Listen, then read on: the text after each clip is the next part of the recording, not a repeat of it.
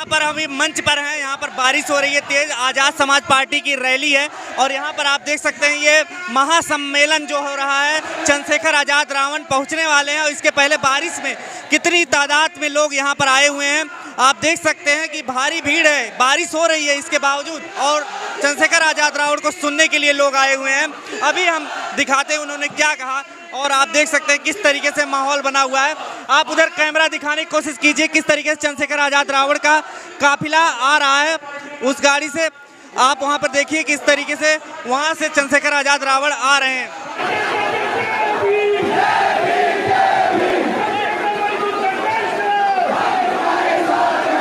आज तक ऐसी ऐतिहासिक रैली हमने कभी नहीं देखी कि बरसात में भी इतनी मूसलाधार बारिश होने के बाद भी तमाम लोग टस से मसने हुए। चंद्रशेखर आजाद रावण मंच पर पहुंच चुके हैं और आप देख सकते हैं कि कितनी तेज बारिश हो रही है और इस बारिश में लोग गए तंबू जो मंच का है ये गिर रहा है एक तरीके से। लोग कुर्सी के छाया में लोग यहाँ पर छिप रहे हैं। आप देख सकते हैं किस तरीके का पूरा माहौल है। यहाँ पर देखिए किस तरीके से यहाँ पर कुर्सी लगा करके लोग यहाँ पर छाया में हैं। एग्जाम छोड़ के आगे क्या कह रहे हैं? आज एग्जाम छोड़ के आए हैं और ये सरकार बनेगी, नई भर्ती निकलेगी। देखिए ये एडमिट कार्ड लेकर के आए हुए हैं, ये कह रहे हैं नई सरकार बनेगी और ये देखिए पूरा माहौल किस तरीके से लोग कुर्सी की छाया में लोग छुप रहे हैं। आप देखिए कि कितनी तेज बारिश हो रही है और इस बारिश में आजाद समाज पार्टी की ये महासम्मेलन और किस तरीके से लोग यहाँ पर आए हुए हैं और जयकारे लगा रहे हैं। आप देख सकते हैं किस तरीके का माहौल बना हुआ है।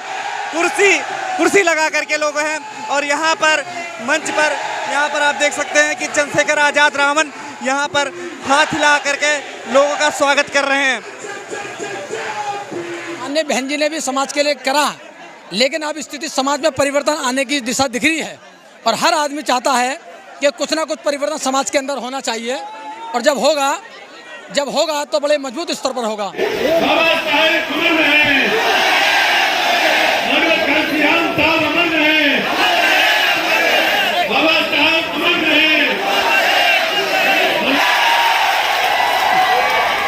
ये जो कुर्सी सर रखो रही है, आज मैंने देखा ऐसी रैली में कहीं नहीं। लेकिन ये भी एक सच है कि आज हम कुर्सी की लड़ाई लड़ने के लिए और कुर्सी अपने ठेले में लाने के लिए आए। तो ये मेरठ है, 1857 की क्रांति यहाँ से चली। ये माता जी वाल्मीकि की धरती है, ये बहुजन समाज के आंदोलन की क्रांति की धरती है। आज इस ऐतिहासिक दिन इस मंच पर उपस्थित हमारे तमाम नेता, पार्टी के कार्यकर्ता, भीम आर्मी, एक सिपाही, मेरा आप सबको क्रांतिकारी जय भीम। ये जय भीम इसलिए क्योंकि आज आपने मेरे विश्वास को 4 गुना बढ़ा दिया।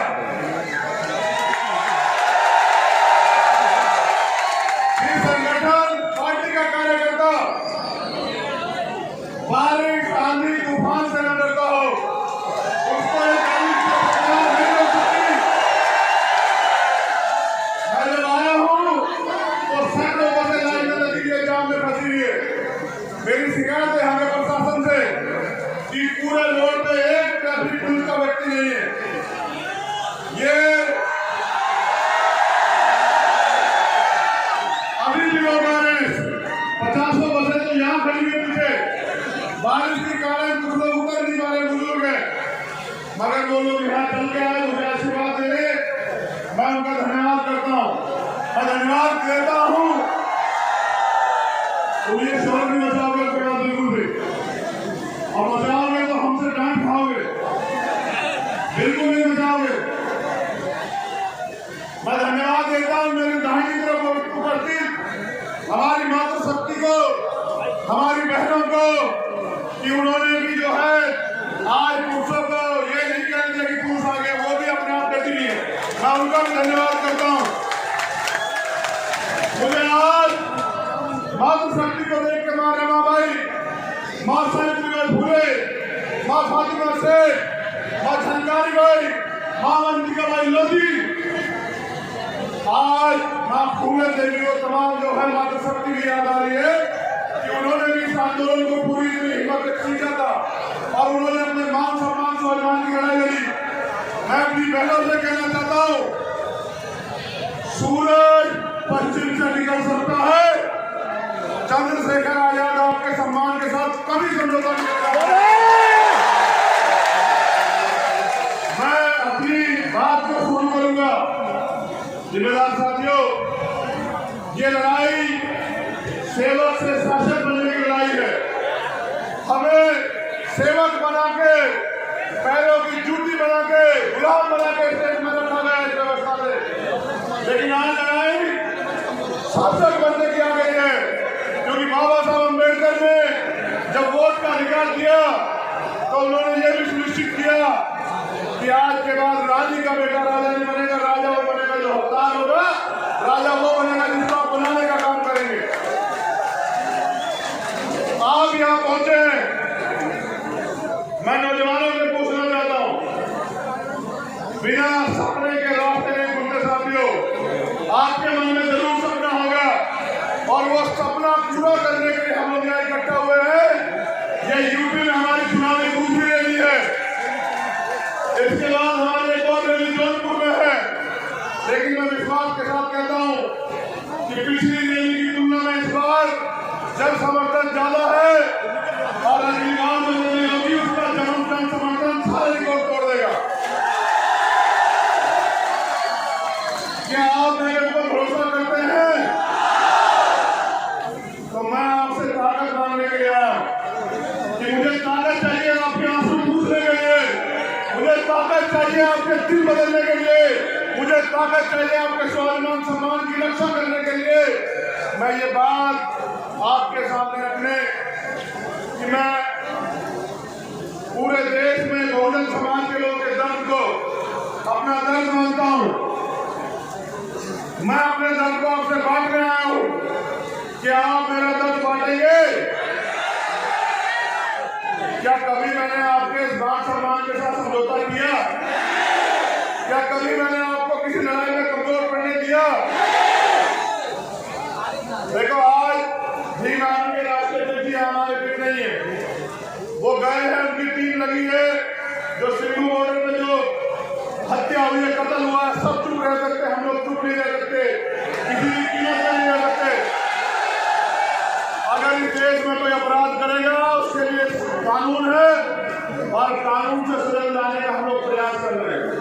मैं खुद जानता हूं उस परिवार के घर, क्योंकि सब लोग अपनी राजनीतिक रोटियों को देख के, अपने स्वार्थ को देख के, अपनी वोटों का गुना भाग करके चुप रह सकते हैं, लेकिन चंद्रशेखर आजाद आपका खून चुप नहीं रह सकता।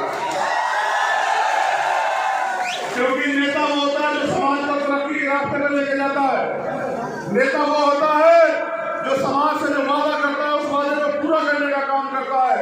मैंने वादा किया अपने दबे कुचले समाज से कि आपके आंखों के आंसू, आपकी तकलीफ को दूर करना मेरी जिम्मेदारी है, कर्तव्य है।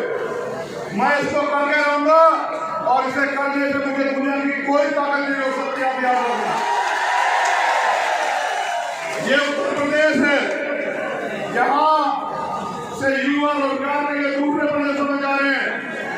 सरकार से रोजगार पूछो तो उनके पास झूठे आंकड़े हैं। मैं पूछना चाहता हूँ सरकार से, अंतिम व्यक्ति के प्रति आपकी जिम्मेदारी है, युवाओं को रोजगार उत्तर प्रदेश में क्यों नहीं मिल रहा? और अगर आप रोजगार नहीं दे सकते थे, निकम्मी सरकार को सत्ता में बने रहने का क्या अधिकार है? हम तय कर चुके हैं कि सरकार को उखाड़ फेंकेंगे। मैं ये पूछना चाहता हूँ, 70 साल में अच्छे स्कूल क्यों नहीं बने? ये देश, इस देश के बहुजन समाज की तरफ से पूछ रहा हूँ, अच्छे अस्पताल क्यों नहीं बने?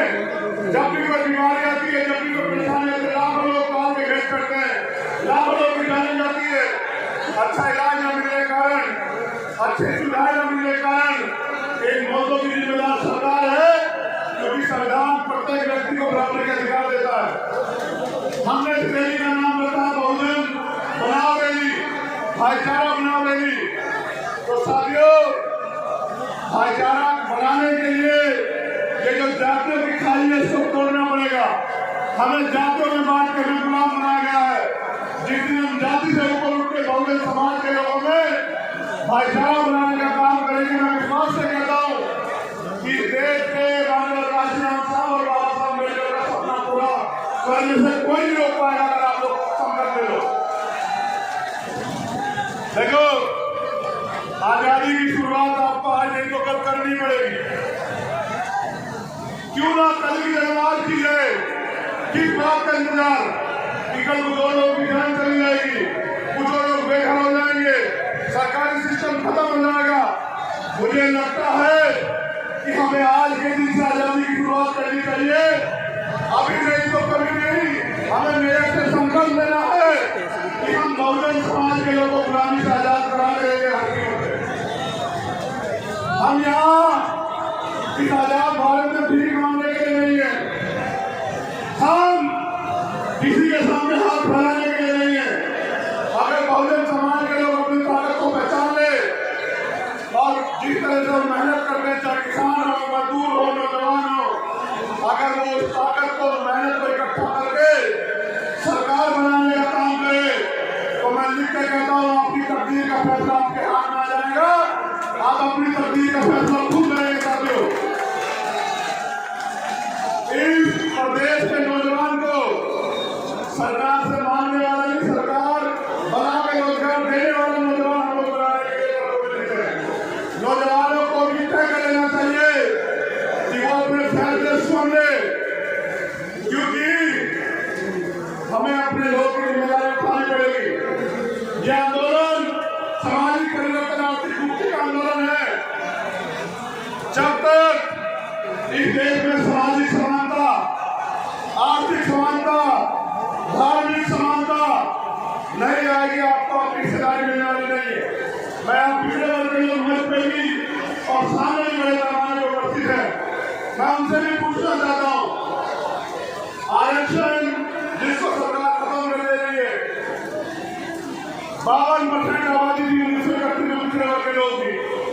अगर पिछड़े वर्ग के लोगों को 52% लोगों को 52% आरक्षण मिलता, 100 में से 52 IAS IPS जो है वो बैकवर्ड के बनते, जाट, गुर्जर, सैनी, पाल, कश्यप, निषाद, प्रजापति, सेन। जब इस समाज के लोग बनते IAS IPS तो क्या उनके जीवन में परिवर्तन नहीं होता? साथियों, किसने रोका? ये देश के दलित समाज ने नहीं रोका, ये देश के उस वर्ग ने रोका जो जातिगत जनगणना से डरता है। हमने वादा किया कि हम लोग जातिगत जनगणना हर वर्ती करा देंगे और सरकार तय कर ले, मुकाबला इस बार भी आजाद समाज पार्टी के लोग। खबरों में बने रहने के लिए फोरम 4 को सब्सक्राइब करें और नोटिफिकेशन पाने के लिए बेल आइकन दबाएं।